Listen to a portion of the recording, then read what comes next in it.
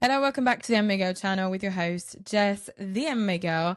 We are here today to celebrate the UFC Mexico City card, of course, happening this Saturday. Welcome to a new fight week, and we're going to be doing my breakdown and picks for this weekend's fight card, and I am all on my own this time around, so no special guests, no surprise appearances. I'm on my own to break down this very exciting card. So, of course, headlining this fight card, we have Brandon Moreno coming back after his defeat to Tatsuro Taira, which was a very shocking defeat by a TKO. An early stoppage, if I may say, in my opinion, but that is just, c'est la vie, that's life. We can't go back on that decision now, it's done. But, of course, he is now 6th ranked flyweight contender. I've never seen Brandon Moreno for quite some time that low down in the flyweight ranking, so it's very crazy to me to see him in that position. Of course, this fight between himself and Lone'er Kavanagh being an Englishman, was not supposed to happen. Brandon Moreno was not supposed to be facing Lone'er Kavanagh. Brandon Moreno was supposed to be fighting Asu Almabayev, who is, of course, a ranked opponent in the flyweight division, 8th ranked to be precise. And Lone'er Kavanagh, up until recently, was 15th ranked in the flyweight division, and he was just knocked off his position in the top 15 of the flyweight division for no reason at all, because there hasn't been a fight in the flyweight division that has knocked him off, because another fighter, Joseph Morales, has taken his place, and he has never been ranked in his entire UFC career. Okay, he's on a 2-fight win streak, but what makes Lone'er Kavanagh undeserving of his 15th ranked place? I don't know. Whatever goes down on Saturday, Lone'er Kavanagh may make his way back into the flyweight rankings, but the rankings at the UFC right now are completely confusing. We don't really understand sometimes how some fighters are still in the rankings, how some fighters are still in the top 10 or the top 5, and some fighters who move up without having fought anyone in the top of their division. So things are very confusing in the rankings, but what is most important is that Brandon Moreno, 6th ranked flyweight contender, was supposed to fight 8th ranked flyweight contender Asu Almabayev, but instead, of course, Asu Almabayev got injured, and Lone'er Kavanagh came in on short notice to come to Mexico to fight Mexican fighter Brandon Moreno, who is in his home country, to fight in front of a home crowd. Of course, on this card, we have a lot of Mexicans and Hispanics on the card, so this will be very electric. Mexico cards are often very exciting. We get late stoppages, we get very exciting build-ups to fights, and very exciting fights that build into finishes that are unexpected sometimes and late, as I said. And I can't wait to see Brandon Moreno back in the octagon. I can't wait to see how Lone'er Kavanagh does against a former champion in the flyweight division at the UFC. And this card is secretly stacked. I'm going to be honest with you. Of course, the prelim fight card, as I said, features a lot of Hispanic or Mexican-based fighters who are not very well known to the UFC at the moment, but we have some great prospects that we'll be able to discover at Mexico City on Saturday night. Some fights to look out for example, are the first fight on the Mexico City card, Damian Pinas, who will be facing Wes Schultz. Now, Damian Pinas has a record of 8 victories to 1 single defeat, and his opponent, Wes Schultz, has a record of 8 victories to 2 single defeats. So this is going to be an exciting fight. Damian Pinas, his name is the Baba Yaga, and we recently saw him on Dana White's Contender Series. He got a first round KO win over his opponent to earn his UFC contract. And this fight at Mexico City is very important for him, of course, to solidify the reason why the UFC signed him in the first place. Facing the striker Damian Pinas is his opponent Schultz, who has a very complete set of skills. He knows how to submit his opponents. He knows how to KO and get the ground and pound. And he came in also via Dana White's Contender Series and got a first round submission over his Dana White's Contender Series opponent. So these are two dynamic, young, hungry fighters coming together in the octagon with differing fighting styles that we will be able to discover on Saturday night in the first fight of the prelim fight card of UFC Mexico on Saturday. Also returning to the UFC for this Mexico card on the prelim fight card is Kris Moutinho. Of course, we saw him get obliterated by Malcolm Wellmaker, but it wasn't a surprise, of course. Kris had not had a UFC level fight since retiring from MMA in a smaller underground organization, and now of course he's come back to UFC, and I hate to say it, but he looks like he's going to be a bit of the punching bag for new up and coming fighters or fighters that are working their way up the rankings. It was a shame to see Kris come back to UFC and get obliterated by Wellmaker, but the tables could turn on Saturday night at Mexico City, and he'll be going back into the bantamweight division, and he'll be taking on Christian Christian Quinones, who has a record of 18 victories to 5 defeats. And of course, Kris Moutinho has a record of 14 victories to 7 defeats. Quinones came into the UFC in 2021 via Dana White's Contender Series. He won his first bout via first round KO in the UFC, but unfortunately he is on a 2-fight losing streak at the UFC and hasn't fought in a UFC octagon since 2024. So coming back against Kris Moutinho, his fight is very important to open our eyes and show us fight fans that he is worthy of his UFC contract, because another loss in the UFC octagon may mean his contract will be up. This is going to be an exciting prelim fight to watch out for. We also have the joyful and entertaining Aline Perez coming back with a record of 12 victories to 2 defeats. I'm very excited, as you can tell, to see Aline Perez back in our UFC octagon. And she'll be taking on 34-year-old Macy Chasen, of course, the American fighter who is very dangerous and very exciting as well. So this could be a very interesting matchup. Macy has a current record of 11 victories to 5 defeats. And I'm very excited to see these women in the bantamweight division have it on at UFC Mexico. This will be an exciting fight, whether or not it's Aline Perez or Macy who wins this fight. I think this will be explosive, and I think we may get a late finish in this fight. Don't hold me to that, but I think we may do.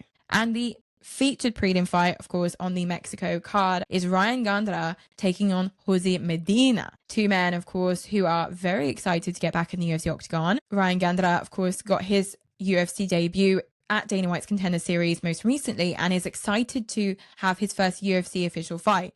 He has come from LFA and he's a very, very exciting fighter. As a very well-rounded fighter, Ryan Gandra can get those submissions and hang a bang with his opponents to get those KOs as well. So he'll be a very dangerous opponent for Jose Medina, who is on a 4-fight losing streak at the UFC currently. He came into the UFC via Dana White's Contender Series in 2023 and he lost his fight at Dana White's Contender Series, which was, of course, via unanimous decision. But his fight was impressive enough for Dana to give them both contract. But that may have proven to be a mistake by the UFC because his 3 initial fights at the UFC have been defeats. He came across, of course, unfortunately, Arturo Gautier most recently and lost via first round KO.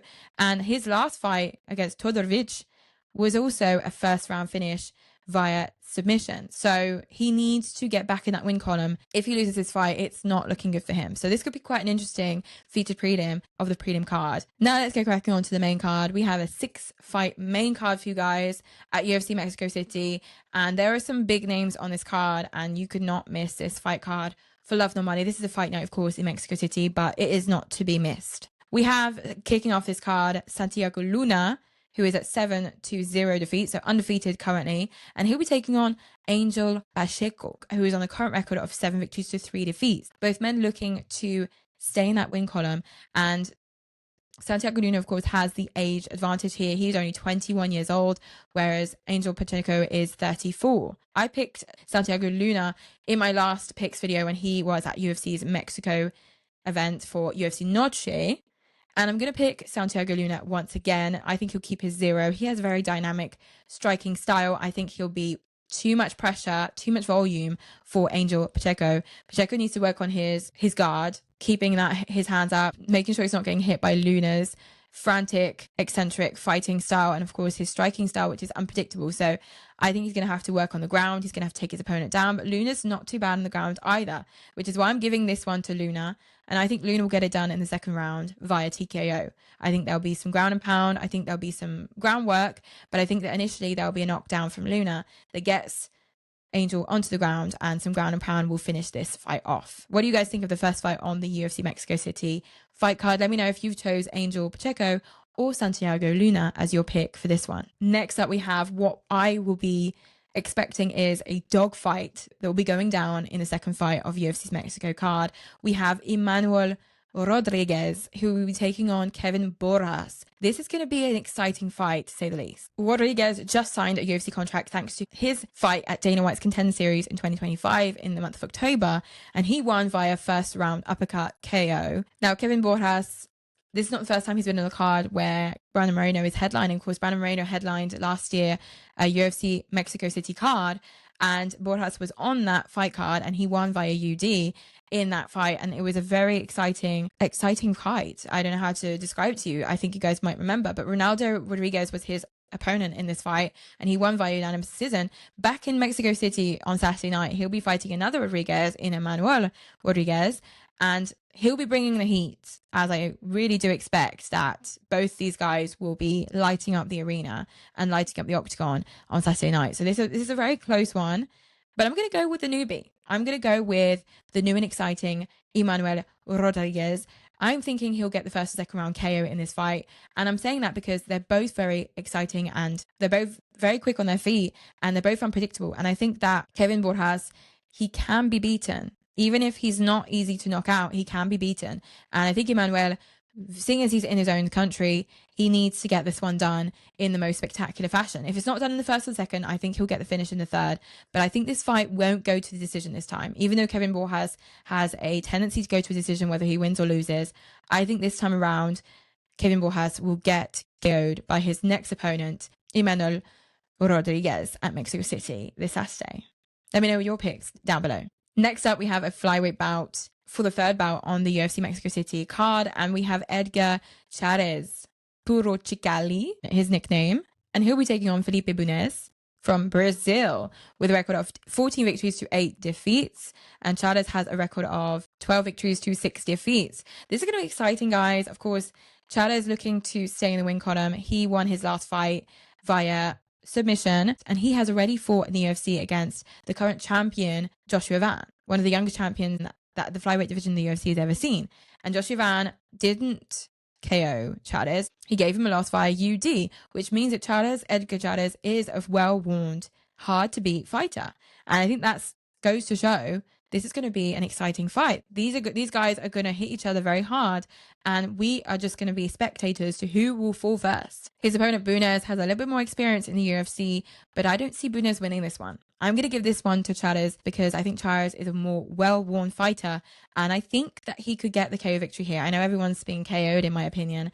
There will be some UDs. This may go to a UD, but I'm going for Edgar Chairez to win this fight via UD or late stoppage because I don't see how Felipe is going to win this one with such an exciting, well-worn fighter in front of him. So we'll see how that goes on Saturday night. Now, this is where it gets very exciting because the fourth fight on the UFC Mexico City card features some very big names. We have the returning Daniel Zellhuber, who has a record of 15 victories to 3 defeats, who is coming back to face none other than King Green. King Green, of course, being Bobby Green, on a record of 33 victories, 17 defeats, and 1 no contest and 1 draw. People may say that King Green is on a new winning streak. He, of course, won via UD his last fight. He may be looking to get back in that winning column once again against Daniel, but I'm not sure he will because Daniel Zellhuber is only 26 years old. He's a very exciting fighter. The lightweight division could do with fighters like Zellhuber, and I hope that a King Green will not come and steal his thunder. It's such an early part of his career. But King Green is very unpredictable. Sometimes he loses when you don't expect him to, and sometimes he wins, and that's just life. Of course, Zellhuber is looking to get back in the win column. He's on a 2-fighting losing streak. His last fight, he lost to Michael Johnson very unexpectedly. So his new fight against King Green is very important for his UFC record. Having been finished twice in a row, King Green, of course, came back late last year on the 13th of December, and he got a split decision against Lance Gibson Jr. to relaunch his career, of course. And I don't think King Green's going anywhere. I think King Green is here to spoil the show for some new up-and-coming fighters, and he's probably looking at Zellhuber as his new target. He's 26 years old. He's less experienced than King Green is. King Green will, of course, have that defensive fighting style in order to compete with Zellhuber's speed. And I think that this will go to a decision once again. But who will get the UD or split decision in this fight? Well, I'm going to be giving this one to Daniel Zellhuber. I'm going to be going with the younger generation here, just because he has more of a dynamic style, better cardio. He's taller. He has a lot of advantages that Bobby Green may not be able to counter in this fight. I'm not saying Bobby Green's going to be completely outskilled here, but I don't think Zellhuber will lose this fight. I think he has what it takes to take him to the UD and get a nice 30-28 over King Green. Sorry, King Green, but you're going to be losing this one at Mexico City. What do you guys think of King Green? Do you think he'll win against Daniel Zellhuber, or will Zellhuber pull off the UD or even a finish on King Green on Saturday night? Let me know in the comments down below. And for the co-main event of this evening, on Saturday night, the 28th of February for UFC Mexico City, we have the return of someone who is, of course, a beloved UFC fighter, Marlon Chito Vera, who is currently on a record of 23 victories to 11 defeats and 1 draw. And he'll be taking on David Martinez, the very dangerous David Martinez, with a record of 13 victories to 1 single defeat. Now, I can't help being scared for Marlon Vera, not because I don't think he's worthy of a win against David Martinez, but David Martinez is a lot more young, a lot more dynamic. He's on a tear right now. He's 27 years old. Of course, Marlon Vera is only 33. He's not ancient yet, but I just feel like David Martinez is going to be tough. He's going to be very, very tough. David Martinez, if I'm looking at his current record, he has not lost a single fight in the UFC. He's come to the UFC since his Dana White's Contender Series performance of 2024. He's not lost a fight since 2021, where he was signed to another organization, Combat Global. His UFC career has been nothing short of amazing, of course, win after win after win. And his last win was against legendary veteran fighter Rob Font, and he won via UD. Now, he hasn't fought since September 13th at UFC Noche. He's coming back to fight another UFC card in Mexico City. Will he win this fight against Marlon Chito Vera? That is a question. Marlon Vera, of course, he was supposed to fight Mario Batista a couple of times. That didn't happen.